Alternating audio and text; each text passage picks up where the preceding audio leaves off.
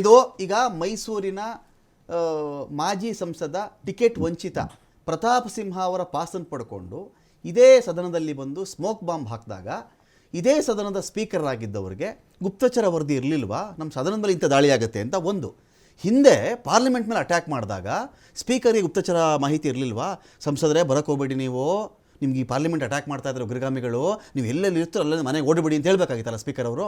ಇದನ್ನು ಮಾತ್ರ ಹೇಳ್ಬಿಟ್ಟು ಪ್ರಧಾನಮಂತ್ರಿ ರಕ್ಷಣೆ ಮಾಡಿಬಿಟ್ರು ಅವರು. ಅವತ್ತಿನ ಸ್ಪೀಕರ್ಗಳು ಯಾಕೆ ಮಾಹಿತಿ ಇರಲಿಲ್ಲ?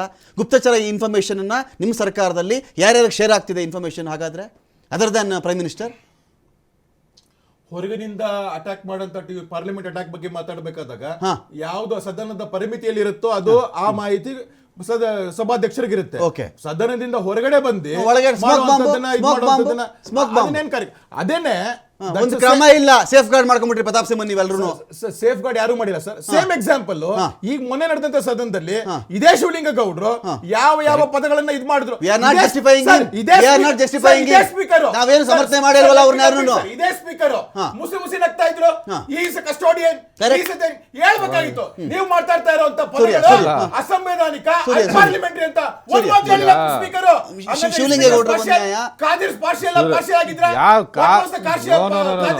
ಆದ್ರೆ ಯಾವತ್ತು ಪಾರ್ಶಾಲಿಟಿ ತೋರಿಸಿಲ್ಲ. ಹಿಂದೆ ಇವರ ಸ್ಪೀಕರ್ಗಳು ಇದ್ರಲ್ಲ ಅವ್ರ ತರ ಯಾವತ್ತೂ ಕೂಡ ಪಾರ್ಶಾಲಿಟಿ ತೋರಿಲ್ಲ. ರೂಲಿಂಗ್ ಗಳಲ್ಲಿ ಪಾಸ್ ಮಾಡೋದಿರ್ಬೋದು, ಇದು ಶಿವಲಿಂಗೇಗೌಡರು ಸದನದಲ್ಲಿ ಮಾತಾಡಿರುವಂತದ್ನ ಯಾರು ಕೂಡ ಏನ್ ಸಮರ್ಥನೆ ಮಾಡ್ಕೊಂಡಿಲ್ಲ. ಯಾವಾಗ ವಿರೋಧ ಪಕ್ಷ ಕೇಳಿಸ್ಕೊಳ್ರಿ, ಈಗ ವಿರೋಧ ಪಕ್ಷದ ನಾಯಕರುಗಳು ಅಲ್ಲ, ಹಂಗಾರೆ ಇದನ್ನ ನೀವು ಇದ್ರಲ್ಲಿ ಲೋಕಸಭೆನಲ್ಲಿ ವಾಟ್ಸಪ್ ಯೂನಿವರ್ಸಿಟಿ ಮ್ಯಾಟ್ರ್ಗಳನ್ನೆಲ್ಲ ತಗೊಂಡ್ಬಂದ್ಬಿಟ್ಟು ನೆಹರು ಬಗ್ಗೆ, ಇಂದಿರಾ ಗಾಂಧಿ ಬಗ್ಗೆ, ರಾಜೀವ್ ಗಾಂಧಿ ಬಗ್ಗೆ ಅನ್ಪಬ್ಲಿಷ್ಡ್ ಅಲ್ಲ, ಪಬ್ಲಿಷ್ ಆಗಿಲ್ದೇ ಇರುವಂತ ವಾಟ್ಸಪ್ ಯೂನಿವರ್ಸಿಟಿ ವಾಟ್ಸಪ್ ಅಲ್ಲಿ ಸರ್ಕ್ಯುಲೇಟ್ ಆಗುವಂತ ಮೆಸೇಜ್ಗಳ ಮೇಲೆ ಇವ್ರು ಚರ್ಚೆ ಮಾಡ್ತಾರೆ. ಅದಕ್ಕೆ ಸ್ಪೀಕರ್ ಅವಕಾಶ ಕೊಡ್ತಾರೆ. ಆಮೇಲೆ ನೀವು ಲೋಕಸಭೆ ಇದನ್ನ ನೋಡಿದೀರಾ ಫೀಡ್, ಒಂದು ಕ್ಯಾಮ್ರಾ ಯಾವಾಗ್ಲೂ ಸ್ಪೀಕರ್ ಕಡೆನೇ ಇರ್ತದೆ, ಇನ್ನೊಂದು ನರೇಂದ್ರ ಮೋದಿ ಅವ್ರ ಕಡೆ ಇರ್ತದೆ. ಇಲ್ಲಿ ನೀವು ಎಷ್ಟೇ ಮಾಡ್ಕೊಳ್ಳಿ, ಏನೇ ಮಾಡ್ಕೊಳ್ಳಿ, ಈ ಕಡೆ ಮೈಕು ಆನ್ ಆಗಲ್ಲ, ಕ್ಯಾಮ್ರಾನು ತೋರ್ಸಲ್ಲ. ಅಷ್ಟ್ರ ಮಟ್ಟಿಗೆ ಇವರು ಇಡೀ ಲೋಕಸಭೆನ ಅವ್ರ ಕಡೆ ಕಂಟ್ರೋಲ್ ತಗೊಂಡ್ಬಿಟ್ಟವ್ರೆ. ಆಯ್ತು ಮಾತಾಡಿ ಅಲ್ಲ. ಈಗ ಅಮಿತ್ ಶಾ ಏನಂತ ಪದ ಬಳಸ್ತಾರೆ? ಅಮಿತ್ ಶಾ ನಿಮ್ಗೆ ಗೊತ್ತಲ್ಲ, ಹಿಂದಿನಲ್ಲಿ ಸಾ ಅಂತ ಒಂದು ಪದ ಬಳಸ್ತಾರೆ. ಆ ಪದ ಬಳಸ್ಬೋದ? ಅದು ಪಾರ್ಲಿಮೆಂಟ್ರಿನ? ಶಿವಲಿಂಗೇಗೌಡರಿಗೆ ಹೇಳ್ತಾರಲ್ಲ, ಇವ್ರು 95 ಎಲೆಕ್ಷನ್ ಗೆದ್ಬಿಟ್ಟಿದೀನಿ ಅಂತ ಹೇಳ್ಬಿಟ್ಟು ಇವ್ರು ದುರಾಂಕಾರ, ಈ ಅಹಂಕಾರ, ಈ ಅಹಂಕಾರದಲ್ಲಿ ಆಯ್ತ್ರಿ. ಅದನ್ನೇ 95 ಎಲೆಕ್ಷನ್ ನೀವು ಗೆದ್ದಿದ್ದೀರಾ ಅಂತಾನೆ ನಾನು ಹೇಳಿದ್ದು. ಈಗ ಆಯ್ತು ಹಂಗತ್ತ ಗೆದ್ಬಿಟ್ಟಿದ್ದೀರಾ ಅನ್ಬಿಟ್ಟು ಅಮಿತ್ ಶಾ ಯಾವ ಪದ ಬೇಕಾದ್ರೂ ಬಳಸ್ಬೋದ ಪಾರ್ಲಿಮೆಂಟ್ ಒಳಗಡೆ? ಅದ್ರ ಬಗ್ಗೆ ಏನ್ ಆಕ್ಷನ್ ತಗೊಂಡ್ರು? ಅವಾಗ ಸ್ಪೀಕರ್ಗೆ ತಲೆಯಲ್ಲಿ ಗಮನ ಇರ್ಲಿಲ್ವಾ? ಅವಾಗ ಇಂಟೆಲಿಜೆನ್ಸ್ ಇರ್ಲಿಲ್ವಾ? ಅಮಿತ್ ಶಾ ಇಂಥ ಪದ ಬಳಸ್ತಾರೆ, ಹಿಂಗ್ ಮಾತಾಡ್ತಾರೆ ಅಂತ. ಇವ್ರು ಮಾಡುವಂತ ಎಲ್ಲ ಅನಾಚಾರಗಳು ಮತ್ತೆ ಸಂವಿಧಾನ ವಿರೋಧಿ ಕೃತ್ಯಗಳು ಇವತ್ತು ತುಂಬಾ ಕೆಟ್ಟ ಪ್ರೆಸಿಡೆಂಟ್ ಅನ್ನ ಇವ್ರು ಹಾಕೊಟ್ಟಿದ್ದಾರೆ. ಸದನ ಯಾವ ರೀತಿ ನಡೀಬಾರ್ದು, ನಮ್ಮ ಪಾರ್ಲಿಮೆಂಟರಿ ಡೆಮಾಕ್ರಸಿ ಯಾವ ರೀತಿ ಇರಬಾರ್ದು ಅನ್ನೋದಕ್ಕೆ ಈ ಸ್ಪೀಕರ್ ಮತ್ತೆ ಇವರು ಪ್ರಧಾನಮಂತ್ರಿಗಳು ಅವರ ಮೇಲಾಗುವಂತಹ ಹಲ್ಲೆ ತಪ್ಪಿಸಿಕೊಳ್ಳುವ ಸಲುವಾಗಿ, ಅವರ ಮೇಲಾಗುವಂತಹ ದಾಳಿ ತಪ್ಪಿಸಿಕೊಳ್ಳುವ ಸಲುವಾಗಿ ರಾಷ್ಟ್ರಪತಿಗಳ ಭಾಷಣದ ಮೇಲಿನ ವಂದನಾ ನಿರ್ಣಯವನ್ನು ದಾಟಿಕೊಂಡು ಸದನಕ್ಕೆ ಅವರು ಬರಲಿಲ್ವಾ?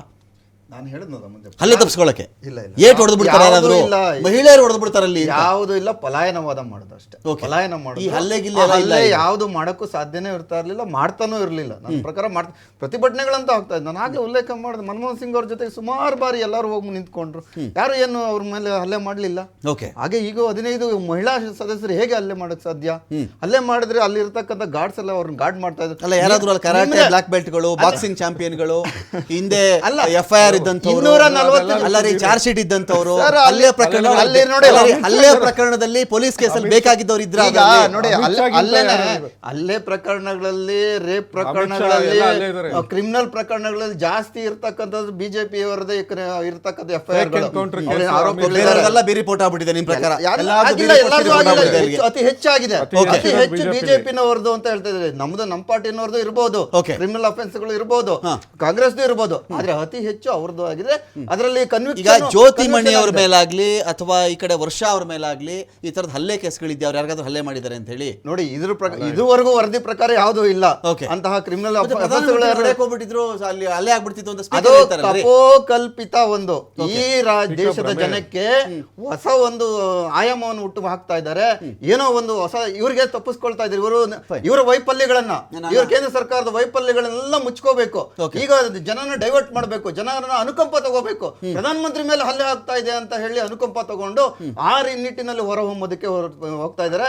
ಎಪ್ಸ್ಟೀನ್ ಫೈಲ್ ಬಗ್ಗೆ ಈಗಾಗಲೇ ಅವ್ರಿಗೆ ಅವಮಾನ ಆಗಿದೆ, ನಿರ್ವಹಣೆ ಮಾಡಿರ್ತಕ್ಕಂಥ ಆರೋಪ ಅವ್ರ ಮೇಲೆ ಅವಮಾನ ಆಗಿದೆ, ಮತ್ತು ಅನೇಕ ಈ ಬೆಲೆ ಏರಿಕೆ ಆಗಿರ್ಬೋದು, ಈ ನಮ್ಮ ದೇಶದಲ್ಲಿ ಇರ್ತಕ್ಕಂಥ ನಿರುದ್ಯೋಗ ಆಗಿರ್ಬೋದು, ಅದ್ರ ಮೇಲೆ ಚರ್ಚೆ ಆಗ್ಬೇಕಾಗಿರ್ತಕ್ಕಂಥದ್ದನ್ನ ಅವರು ತಡಿತಾ ಇದ್ದಾರೆ. ಈ ದೇಶದ ಸಾಲದ ಬಗ್ಗೆ ಅವರು ಚರ್ಚೆ ಮಾಡಬೇಕು. ಕೇವಲ 54 ಲಕ್ಷ ಕೋಟಿ ಇದ್ದ ಸಾಲ ಇವತ್ತು 214 ಕೋಟಿ ಹೇಗಾಯ್ತು ಅನ್ನೋದ್ರ ಬಗ್ಗೆ ಅವ್ರು ಚರ್ಚೆ ಆಗ್ಬೇಕಾಗಿತ್ತು. ಅದನ್ನ ತಪ್ಪಿಸ್ಕೊಳ್ಳೋಕೆ ಪಲಾಯನವಾದ ಮಾಡ್ತಾ ಇದ್ದಾರೆ.